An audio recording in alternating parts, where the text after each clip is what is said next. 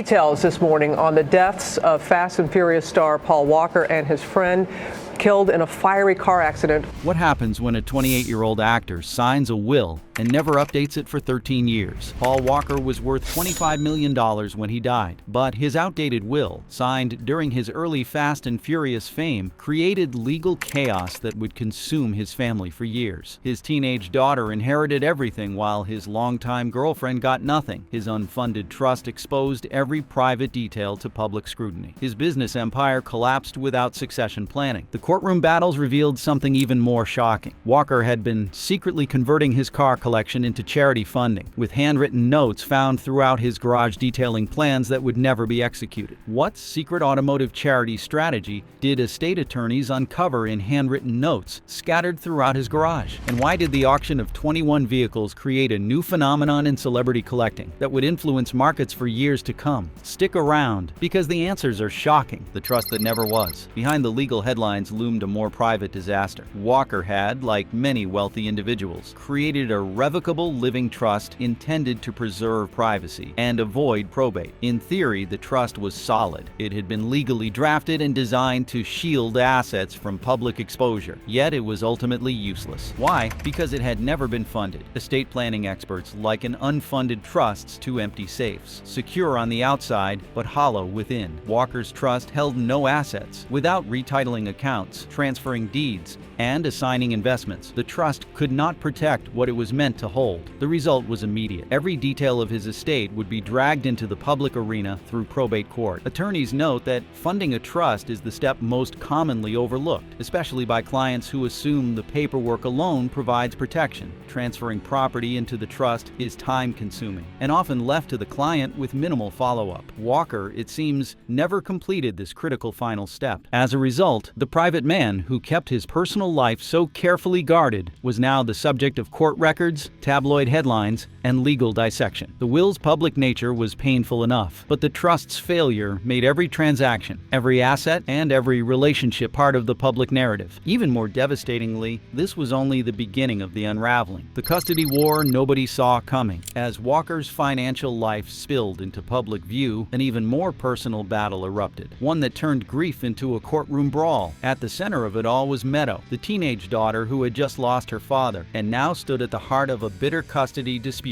Walker's will had named his mother, Cheryl Ann Walker, as Meadow's guardian. It seemed straightforward on paper, a grandmother stepping in to provide stability. However, Meadow had spent most of her life with her biological mother, Rebecca Soteros, in Hawaii. While Walker had played a growing role in his daughter's life, their shared time had only recently begun to deepen. For Soteros, the revelation came as a shock. Walker had excluded her from the guardianship plan without warning. In response, Cheryl filed documents questioning Soteros' fitness as a parent, citing alleged struggles with alcohol. The accusations were not just legal strategies, they were personal attacks, aired publicly at a moment of unbearable grief. Family friends described the situation as catastrophic. Rather than uniting in the wake of loss, the family fractured further. Meadow, already grieving, became the subject of a legal tug-of-war between two women who each believed they knew what was best for her. Walker's decision to name his mother rather than his daughter's mother hinted at deeper, perhaps unresolved tensions. Some interpreted it as a protective measure. Others saw it as outdated judgment. Regardless, the courtroom became a theater of heartbreak, one where parental roles, past choices,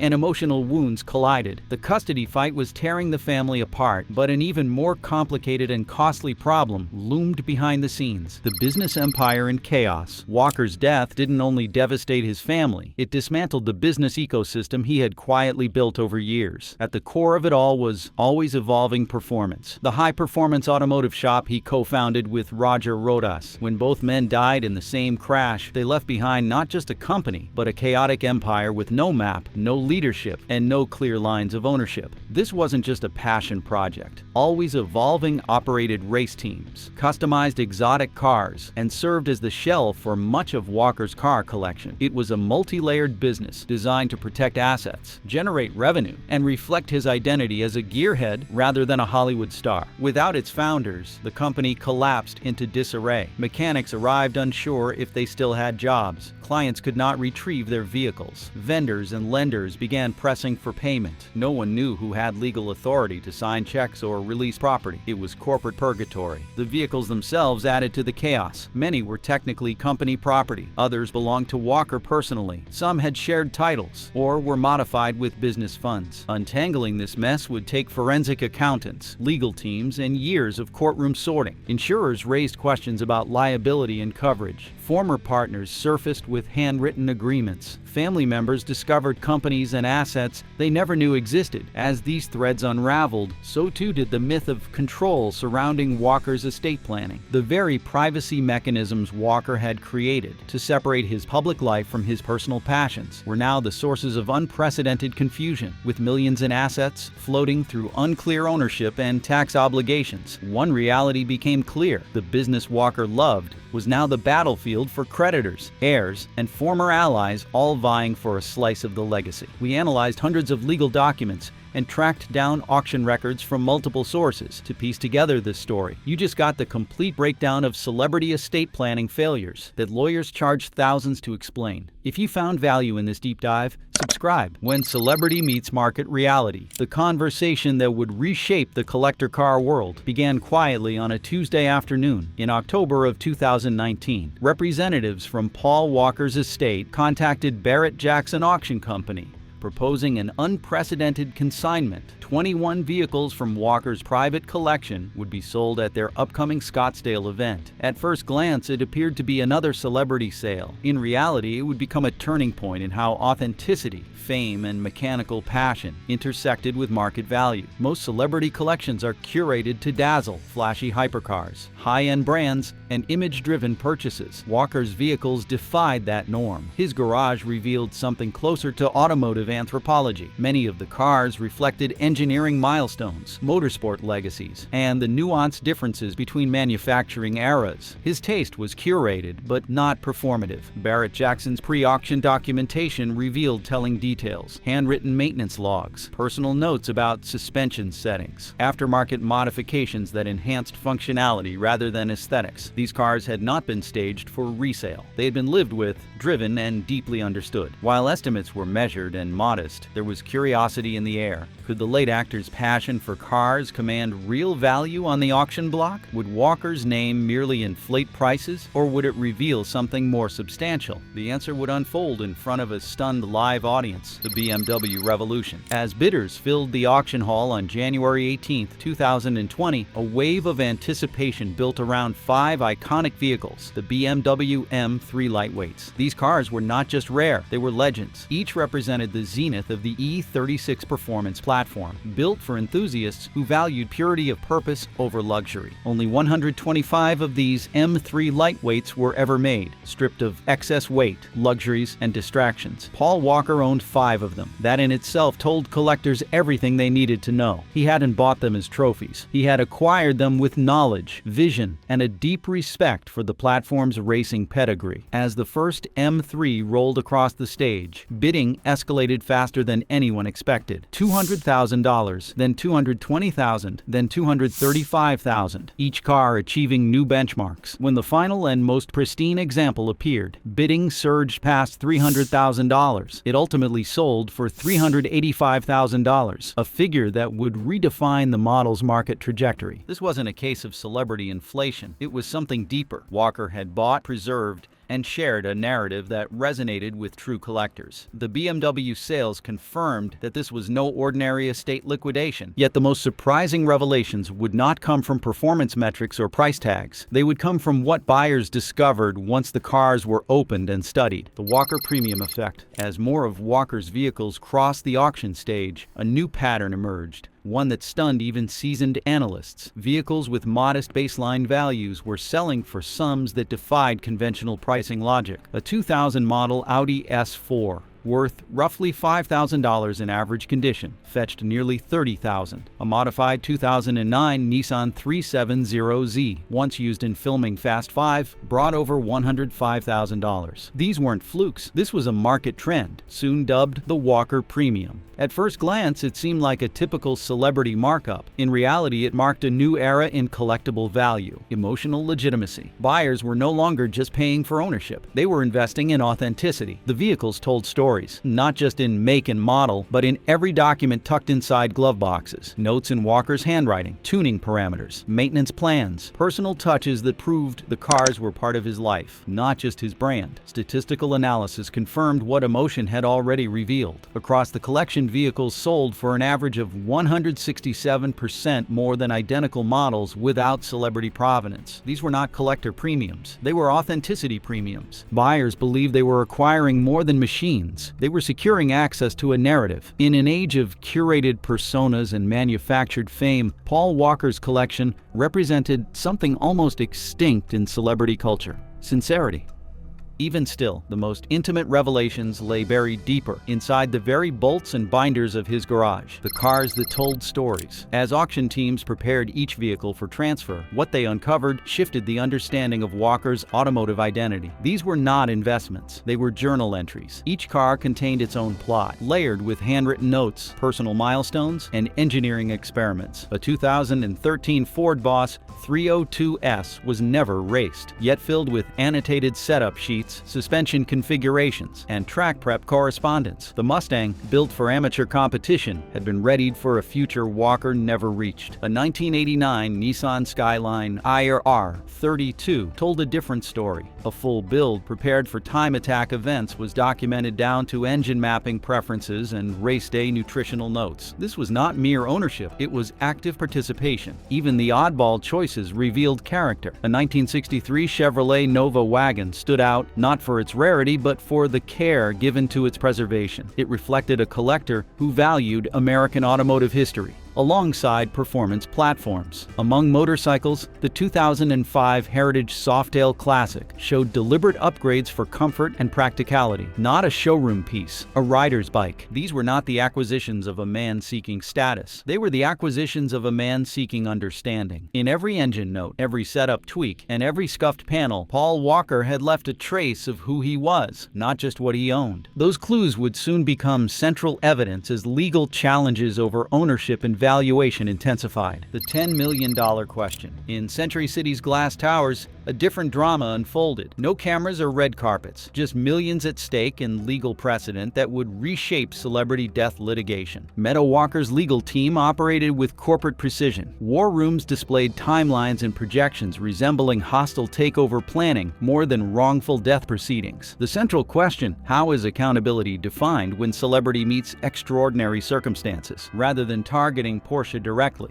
they focused first on Roger Rotus's estate. The strategy revealed sophisticated litigation psychology. Rotus had been driving at 100 miles per hour, the path of least resistance. Video evidence confirmed devastating mathematics that corporate lawyers couldn't challenge. The $10.1 million settlement in 2016 did more than provide compensation. Embedded language preserved Meadow's right to pursue other defendants while creating a litigation platform for future battles. The trust structure allowed ongoing deployment, a mechanism to finance what would become one of the most high-profile product liability lawsuits ever filed against a car manufacturer. The settlement marked where grief transformed into strategic advantage. The Rotus estate, first piece removed from a legal chessboard where the real game was just beginning, taking on a $13 billion giant. The lawsuit filed against Porsche AG was more than a legal complaint. It was a blueprint of accusation engineered down to the last bolt. Each allegation was grounded in science, each argument sharpened by crash data, simulation models, and expert witness testimony. For Meadow Walker's legal team, the case wasn't about celebrity grief. It was about whether the car that killed her father had been designed in a way that made survival impossible. The Porsche Carrera GT was never built for mass-market comfort or safety. It was derived from a Le Mans prototype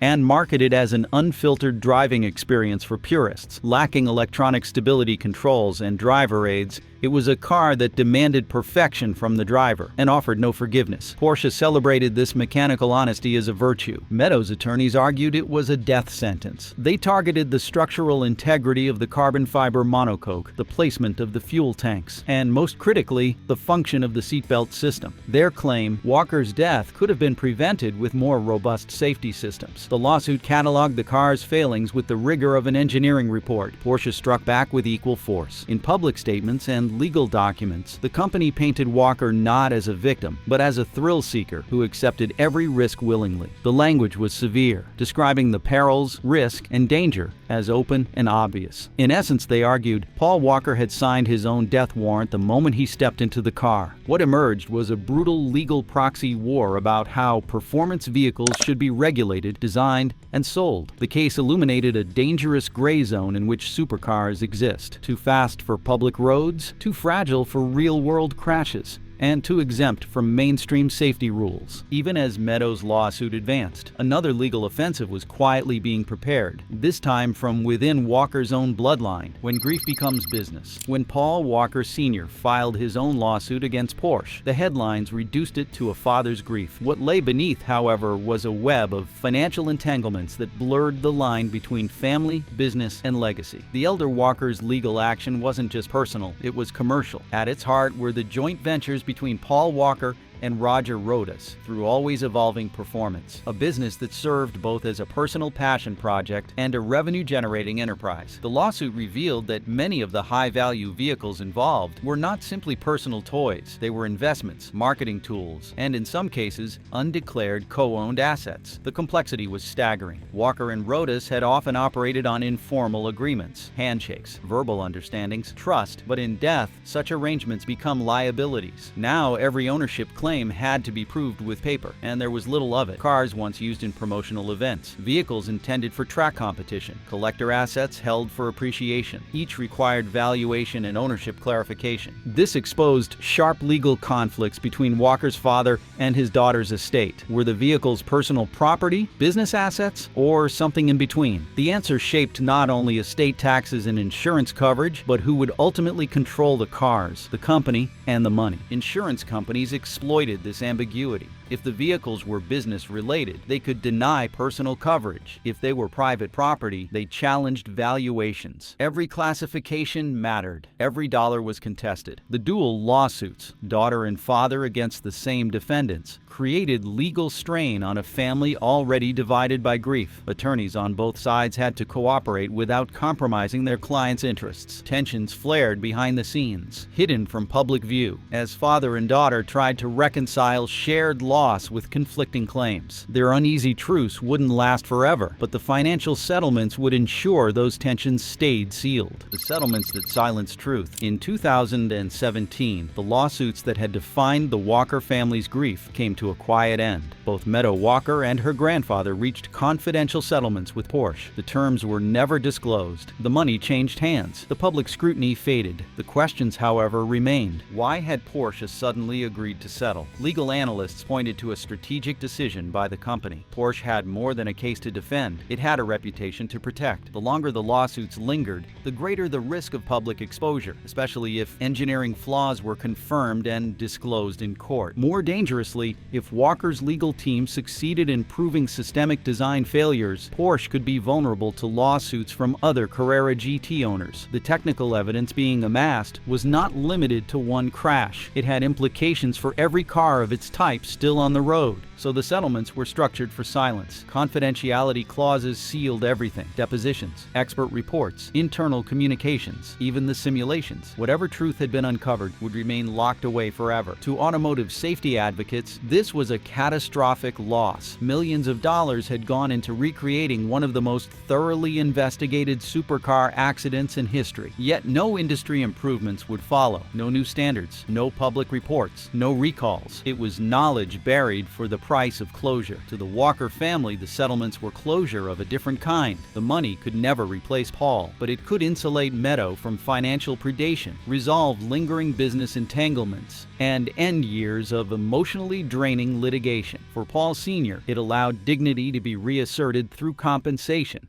if not public vindication. Yet the legacy of these settlements lives on in the questions left unanswered. What could have been done differently? What should supercar owners know? What should the public public have learned from the crash? The answers were now sealed in file cabinets, hidden behind non-disclosure agreements and the limits of the law, from disaster relief to family mission. In the aftermath of tragedy, some legacies rise not from public spectacle, but from quiet resolve. While attorneys debated in boardrooms and auction houses, moved millions in collector sales, a deeper story was forming, one written not in money, but in mission. Meadow Walker inherited more than financial security. Tucked inside her father's humanitarian work were the outlines of something powerful, a system for transforming personal grief into global relief. Reach Out Worldwide, the nonprofit Paul Walker founded after the earthquake in Haiti in the year 2010, was never built for headlines. It was his way of turning fame into function. Paul did not just endorse the cause, he lived it. Flight logs showed his unannounced visits to disaster zones. Volunteer rosters recorded his presence in technical rescue training. Notes in his own handwriting outlined logistical plans for relief missions that had nothing to do with red carpets or camera crews. His sudden death could have ended it all. Like many celebrity charities, Reach Out Worldwide faced a crossroad. Without its founder, it could easily have faded into paperwork and public memory. But instead, it became the spark for something larger. The blueprint, hidden in the garage. When Meadow and her team began cataloging her father's estate, they stumbled upon more than collector's items. Inside several vehicles were handwritten notes, sticky reminders with coded tags, the letters RO, and detailed plans for auctions that never happened. A Toyota Supra from the year 1993 bore a note referencing a charity gala in early 2014. A Boss 302 Mustang had instructions for directing proceeds to disaster relief. Paul had not just been building a personal collection, he had been building a funding mechanism. Each vehicle was more than steel and horsepower. It was a future donation, a moving asset earmarked for impact. This discovery reframed everything. What looked like a garage was, in truth, a machine, one engineered to convert his passion for performance into a long-term funding model. Even after his passing, that engine was still turning. Meadow understood the assignment, not to preserve the system as it was, but to evolve it into something the world had never seen from a celebrity legacy. The daughter who rewired the mission.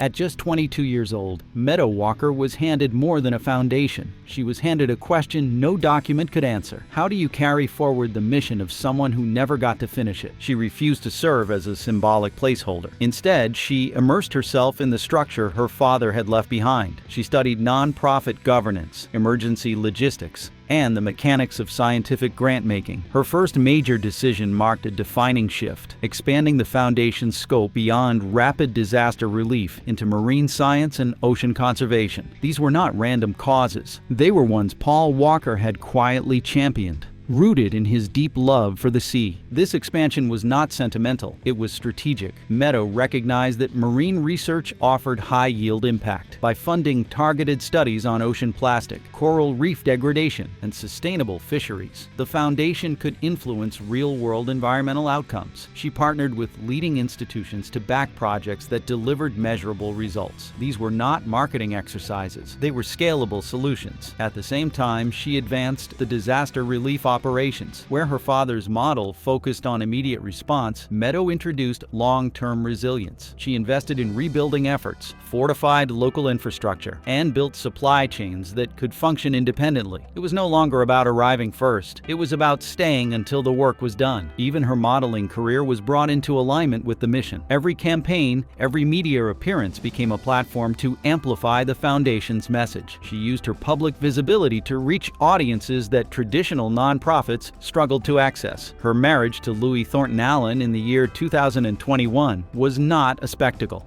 It was a carefully crafted opportunity to fundraise and raise awareness. What Meadow inherited was not just a legacy, it was an unfinished machine. She did not preserve it, she rebuilt it for speed. The legacy that keeps gaining speed. Today, the Paul Walker Foundation operates less like a commemorative nonprofit and more like a precision-built system. It is financially sound, strategically agile, and constantly evolving. Its reach now spans 6 continents, and its projects reflect a scale Paul could never have imagined, but would instantly recognize. The disaster relief arm now utilizes drones for damage assessment, satellite systems for remote coordination, and pre-positioned supply caches that cut deployment times to hours. The marine science Government's grants have influenced international environmental policies, pushing forward coral restoration strategies and global efforts to reduce ocean waste. Fundraising remains deeply connected to Paul's love of cars. Collectors donate vehicles for auction, with proceeds fueling the foundation's work. The so-called Walker Premium now stands for more than celebrity. It reflects integrity, commitment, and purpose. What does it take to turn loss into something lasting? Could more legacies quietly become engines for good, just like this one? And when the spotlight fades, what kind of impact truly remains? Share your thoughts in the comments. We're grateful you stayed with us through this journey.